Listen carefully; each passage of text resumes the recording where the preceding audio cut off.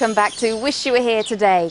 Now, if it's theme parks you're after on your holiday, Orlando must be one location that's at the top of your list. There's quite a lot of them there, and nearly 1.5 million of us visit that part of Florida every year.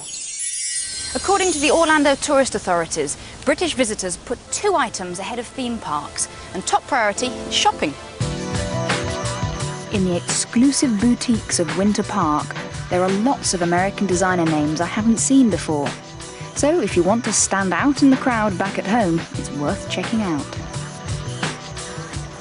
There are some beautiful things here, and most of it is a lot cheaper than at home. But for real value for money, you want to come here to Orlando Premium Outlets. I thought you all might begin your tour here. If you want to buy a pair of Nike trainers in the UK, you'll pay minimum £35, £40. Here, $19. That's £14. No, look, hurry up, I'm supposed to be working. What size are Megan's feet? There are 110 stores here offering discounts from 25 to 65%. And there's an easy way of comparing prices. What costs £1 at home costs $1 here. Pair of Wayfarers. In the UK, 70, 80 pounds. So Uchi, how much do these cost? These are actually $79.99. In the UK, this would cost £210. Over here, it's $230, which is a saving of around £50 on one club, which is great if you like golf. This is an exhilarating airboat trip through Boggy Creek, the headwaters of the famous Everglades further south. And you certainly need the ear defenders. You're sitting just 6 feet in front of an aircraft engine. But remarkably, not all the wildlife is frightened away by the noise. You do get to see alligators.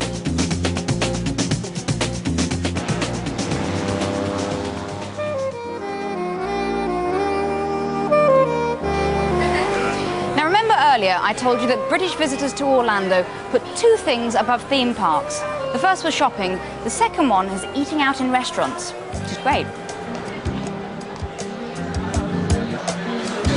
The fact that eating out is so popular is not really surprising, because most hotels here are sold on a room-only basis. Now, if you take the trouble, you can find restaurants that aren't part of a themed chain. Roy's is one, with its excellent Hawaiian fusion menu. Dinner with wine costs around £20 to £30. But you can eat much more cheaply, and that's good news if you're self-catering. I've rented a townhouse in Kissimmee, an Orlando suburb. It's comfortable, well-equipped, and can take 8 people. Although one unlucky couple would have to sleep on a sofa bed in the living room. As part of the deal, you can get a car like this one. And don't worry, if there's 8 of you, you won't all have to cram inside. The bigger the party, the bigger the car you get. You can't come all the way to the Sunshine State and not spend a day by the sea.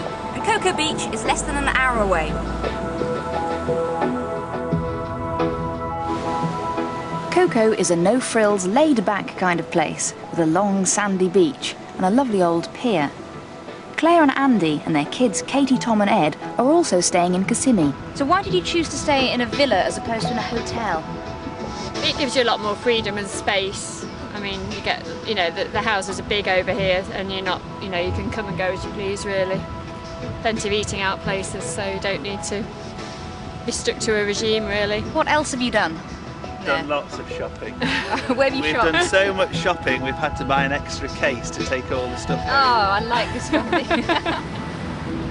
Overall, with its shopping, its restaurants, the beaches and day trips, I'd say there's definitely a great holiday to be had in Orlando, away from the theme parks. But Cocoa Beach has a theme of its own which could provide the ultimate climax to any stay. It's within sight of the Kennedy Space Center. And if you're in luck... Wow! Look at that! Now that is an added extra that you don't see at most seaside resorts. The launch of the Space Shuttle. Now that is better than a theme park.